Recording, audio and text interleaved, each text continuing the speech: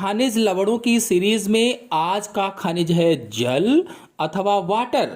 तो जल शरीर के लिए अति आवश्यक पदार्थ होता है।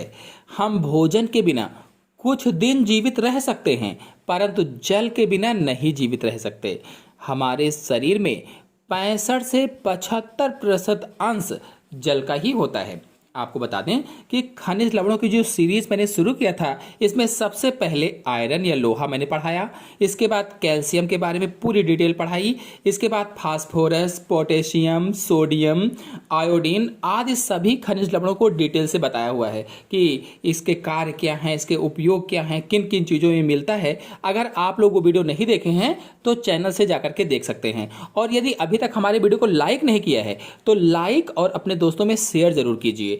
तो जल मैंने बताया कि शरीर के लिए अति आवश्यक पदार्थ होता है और इसके बिना हम जीवित नहीं रह सकते। अगर इसके उपयोगों की बात की जाए कि कौन कौन से इसके उपयोग हैं, तो पहला उपयोग है पसीने तथा वाष्पीकरण द्वारा जल हमारे शरीर के तापमान को नियमित रखता है। जो हमारे शरीर का टेम्परेचर है उसको नियमित रखता है या नियंत्रित रखता है। कैसे? तो पसीना निकलकर या वाष्पीकरण के द्वारा।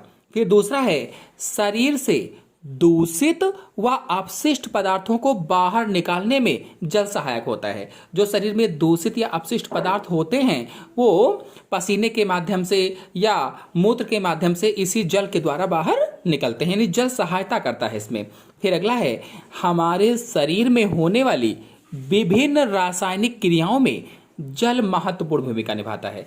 जो हमारे शरीर में कई प्रकार की रासायनिक क्रियाएं होती हैं, केमिकल रिएक्शंस होती हैं, उसमें भी जल महत्वपूर्ण भूमिका निभाता है।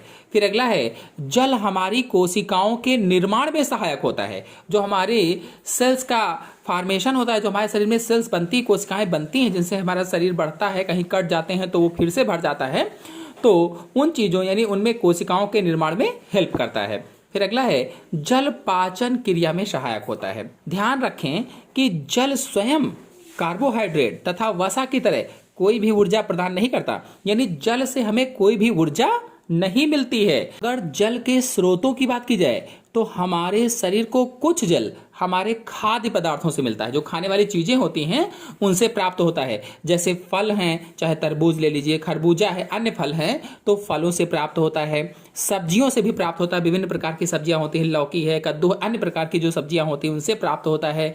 मांस, मछली आदि खाद्य पदार्थों से हमें जल प्राप्त होता है। कुछ जल पेय पदार्थों के रूप में प्राप्त होता है, जैसे चाय लोग पीते हैं, काफी पीते हैं, दूध पीते हैं, फलों का रस पीते हैं, तो इनसे भी जल प्राप्त होता है। और शीतल पेय कुछ अन्य पीते हैं, उनसे भी जल प्राप्त होता है। और बाकी नल का जल तो उसे आपको जल प्राप्त ही होता है। अगर इसकी मात्रा की बात की जाए कि कितनी मात्रा चाहिए, तो हमारे लिए आवश्यक जल की मात्रा हमारी आयु, जलवायु तथा हमारे द्वारा किए गए कार्य के अनुसार कम या अधिक होता है। यानी कि जल की मात्रा हमारी आयु कितनी है उसके ऊपर डिपेंड करता है। वहाँ जहाँ आप रह रहे हैं वहाँ की जलवायु कैसी है इसके ऊपर डिपेंड करता है। हमारे द्वारा किए गए कार्य कैसे हैं, कौन सा कार्य हम करते हैं, इसके अनुसार भी कम या अधिक मात्रा में जल हो जाता है। साधारणतया अगर देखा जाए, साधारण तौर पर देखा जाए तो मानव शरीर को कम से कम 3 लीटर जल या 3 लीटर पानी की रोज आवश्यकता होती है। अगर सामान्य तौर पर देखें तो प्रतिदिन 3 लीटर पानी की आवश्यकता होती है। इसमें से 1 लीटर पेय जल के रूप में आप ले सकते हैं और 2 लीटर विभिन्न खाद्य पदार्थों तथा पेय पदार्थों के माध्यम से भी आप प्राप्त कर सकते हैं। अगर जल के अभाव के दुष्परिणामों को देखा जाए, अगर जल की कमी हो जाए तो क्या क्या रोग हो जाएंगे, तो पहला है शरीर में कुल जल की मात्रा 20 से 22 लीटर रहती है। कुल जल कितना रहता है? लगभग शरीर में 20 से 22 लीटर रहता है। इसमें से यदि 10% जल कम हो जाए तो डिहाइड्रेशन की स्थिति उत्पन्न हो जाती है। 10% कम होने से डिहाइड्रेशन हो जाता है। और अगर दूसरे रोग की बात की जाए तो जल की 20% कमी हो जाने पर मनुष्य की मृत्यु भी हो सकती है। अगर 20% तक कमी हो गई तो मनुष्य मर भी सकता है। तो इस तरह से आज के वीडियो में मैंने जल खनिज लवण के बारे में बताया और जल की सीरीज का ये अंतिम वीडियो था।